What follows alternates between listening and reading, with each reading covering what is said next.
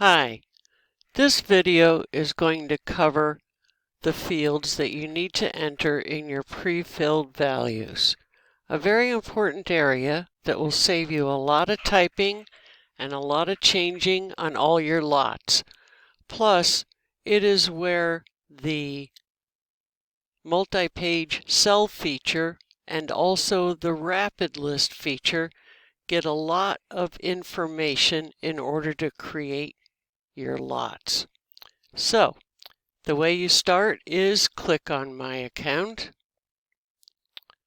You want to click on Selling, Seller Tools, and scroll down a little bit. Click on Prefilled Fields. A lot of these fields are pretty self-explanatory, but we'll go over them. Here is, you put in your item or lot, however you want to think of it within an auction. Put in a descriptive title, so when people are looking at your catalog list, they have an idea of what you're offering. You can put in a short description that shows up with that listing in the catalog, and then you want to go on and put in common text that is available for all of the items in your sale. As we all know, people have a tendency not to really read that well, so if you want to emphasize some things such as pickup date, shipping or no shipping, some more information, the only thing that you should know is that when you are using the rapid list feature with that CSV file that you will upload, it will replace whatever you put in here, unless you have put in this phrase here, as explained below. That tells Rapid List, put the description in this general area, leave the other text alone. So kind of a little handy wildcard feature there. Of course, you can override any of this information based on how much data you include in your CSV file, or you can override it if you use the multi-page feature clicking on the Cell button. You also want to put in your terms and conditions, which will save you a ton of typing. As we all know, we have to keep getting more and more exact in our terms and conditions in this day and age. Next, you want to define the currency you accept, your general default length of the auction.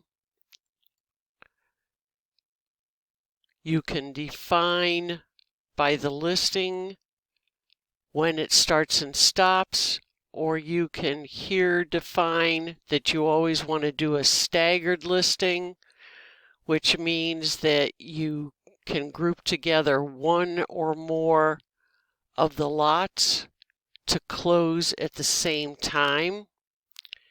You can also define the minutes between the group closings.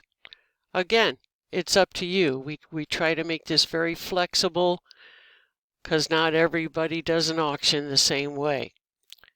You can do your default start price for every lot, whether you would want to apply tax or not, the tax amount that you wish to select and apply. Do you want a buyer's premium or not? You could make it a private auction. That means that other bidders cannot see competing bidders' user IDs.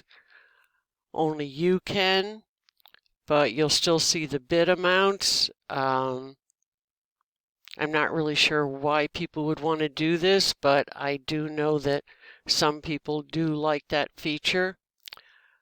You can disable the anti-sniping feature. I don't recommend it, but if you want to, you can. And what that will do is basically stop the soft close.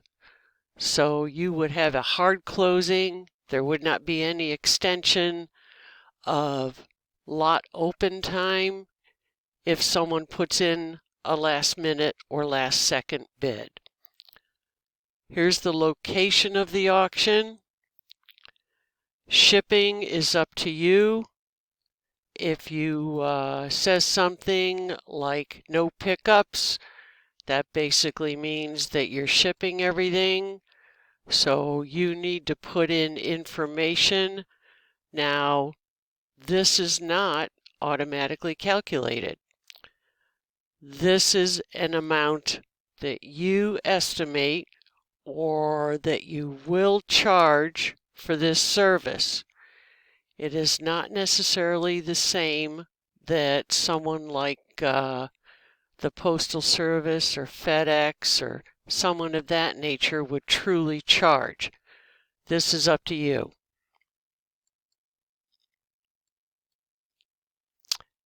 You can accept returns if you want.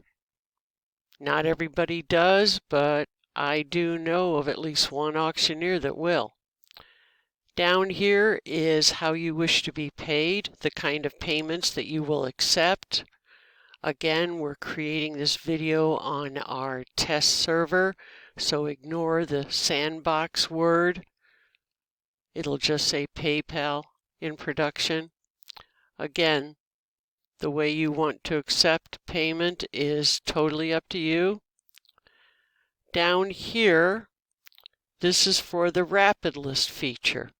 If you're familiar with how to do FTP and have an area on your server or your hosting service where you can upload images to, and you wish to include the names of those images in your CSV file, the rapid list will be able to find them by going to this area that you put the data in for and automatically find those images in order to create your listings, so you do not have to do the second step of adding images once they are all uploaded in draft mode.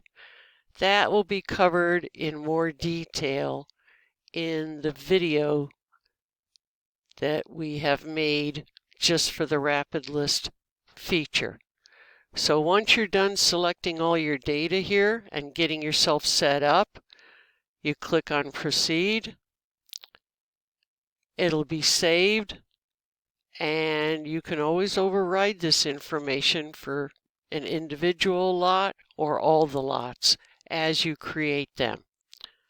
So that's a basic overview of this part of the seller tools. Thank you for watching, and if you have any questions, don't hesitate to contact us.